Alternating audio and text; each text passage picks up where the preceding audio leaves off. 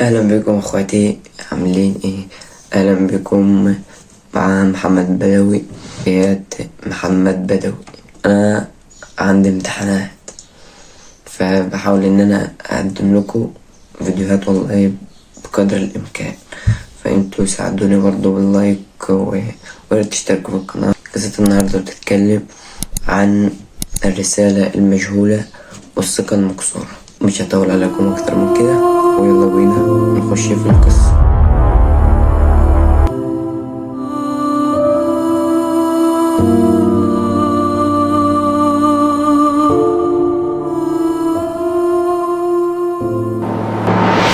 واحد اسمه ابراهيم، الاتنين صحاب قريبين منه جدا، يوسف وعلي. مكانوش بيتفرقوا خالص، كانوا دايما مع بعض هما التلاتة. انا ابراهيم، الو يا يوسف، انت فين؟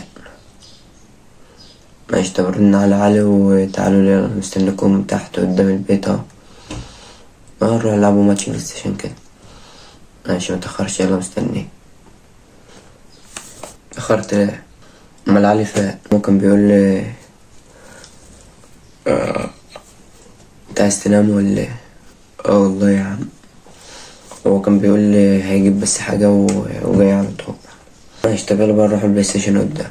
اتأخرت ليه يا عم علي؟ لسه بدري يا عم. اتأخرت يعني، معلش والله مش بإيدي، أنا كنت عايز أجي بدري بس كان في ظروف. بس إبراهيم وعلي يقعدوا يلعبوا ماتش، الواد إبراهيم يقوم حاطط حتة دين أرطو محترم. طبعا علي متضايق وعايز يوصل لكم فكرة، بس زي ما تقول إن علي مش بيحب لهم الخير، بس الحكاية غير كده خالص، هتفهم.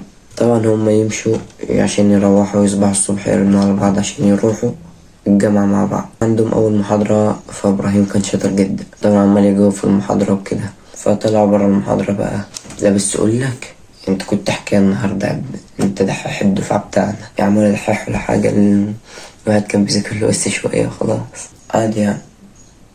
أيوة عادي، وما عملش حاجة. طبعا من التلاتة اللي كانوا بيتكلموا دول إبراهيم ويوسف وعلي. طبعا علي اللي كان عمال يقول عادي يعني، علي ما كانش حابب ان هو يكون احسن منه، كانش عايز يوسف يكون مقرب له. علي خد بس كده، انا شايفك ان انت دايما مش بتحب الخير كده، وانا عمري ما عملت لك حاجه، بس انت في كذا مره يعني. يوسف راجل بيحب الخير وبيحب الخير لبعض كلنا، شوف انا انت اللي بتحبليش الخير ولا بتحب لنا الخير اصلا. انا ما كنتش عايزك تكون صاحبه. طبعا هنا يا جدعان ابراهيم بيكون ماشي علي، محدش عايزه صاحبه. هنا من اللي يفرح معانا؟ يوسف، هتعرفوا بيفرح ليه. ومن هنا تبدأ الرسالة المجهولة.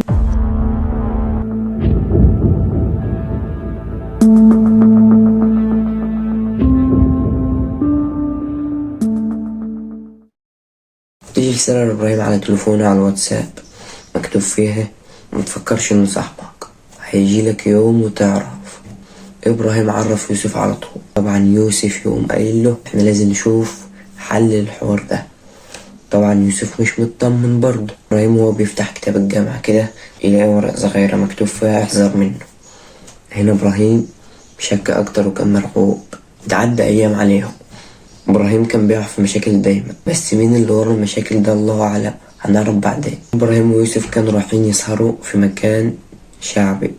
يوسف وإبراهيم الاتنين كانوا بيشربوا سجاير، لا مؤاخذة في الكلمة. اتنين متعهدين إن ده ما يعرفش أبو ده وده ما يعرفش أبو ده، معنى صح ما يعرفوش أهل بعض. طبعا يوسف شرب إبراهيم كتير، إبراهيم اتسطر ما شربوش اللي هو سجاير بس، انتوا أكيد فاهمين شربوا ايه كمان. يوسف يقوم رايح مصور إبراهيم وهو بيشرب ويروح يبعتها لأبوه. يا ابن الإياد يا يوسف، أبوه يشوف الرسالة، ألو انت فين يا يوسف؟ أبويا راح له وأنا بشرب سجاير وطردني من البيت، أنا هجيلك دلوقتي. ماشي. طبعا هنا يوسف عامل نفسه مصدوم، ويوسف هو اللي ورا ده كله. إبراهيم بيقول ليوسف هات تليفونك لما أعمل إيه؟ مكالمة. ياخد تليفون يوسف عشان يرن على مين؟ أمه. يفتح المكالمات يلاقي رقم مين، أو تيجي رسالة واتس مكتوب فيها انت مين، مبعوتة من أبو إبراهيم ليوسف على الصور اللي هو بعتها. إبراهيم بيدخل بقى على الواتس، شاف الصور اللي مبعوتة لأبوه، وشاف فويسات مبعوتة بصوت يوسف لأبوه كمان. مصدوم يعني. إبراهيم واخد التليفون كده وطلع يوريله. ايه ده؟ يوسف يقوم زقه مطلعه برا وقول له اطلع، انا مكنتش عايزك تمشي معايا تاني، انا كنت عايزك لغرض مصلحة وخلاص، انت مفكر نفسك مين؟ ده يوسف اللي بيعمل ده كله. إبراهيم بيبص له بكسرة. انت لك عين كمان.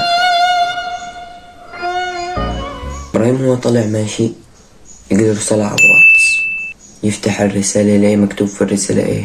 أنا علي وأنا صاحب الرسائل اللي كانت بتوصل لك. متفكرش إن أنا كنت بغل منك، أنا كنت بحبك بجد، أنا كنت عايزك صاحب قريب مني، بس أنت اخترت حاجة تانية خالص. طبعا إبراهيم ماسك الموبايل مصدوم.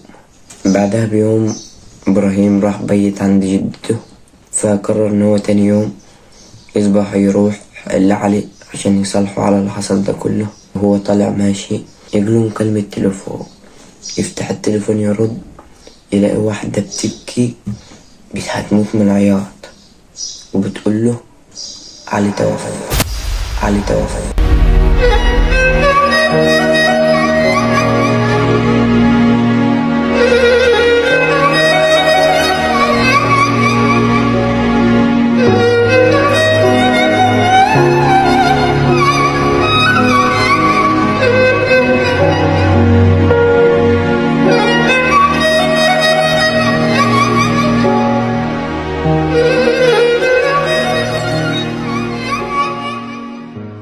وبتكون كده انتهت قصتنا. طبعا كان الغرض من الرسالة ان انت راجع نفسك دايما قبل ما تعمل حاجة، وحاول انك ما تخسرش اهلك عشان حد، فدايما راجع كويس قبل ما تفكر انت هتعمل ايه.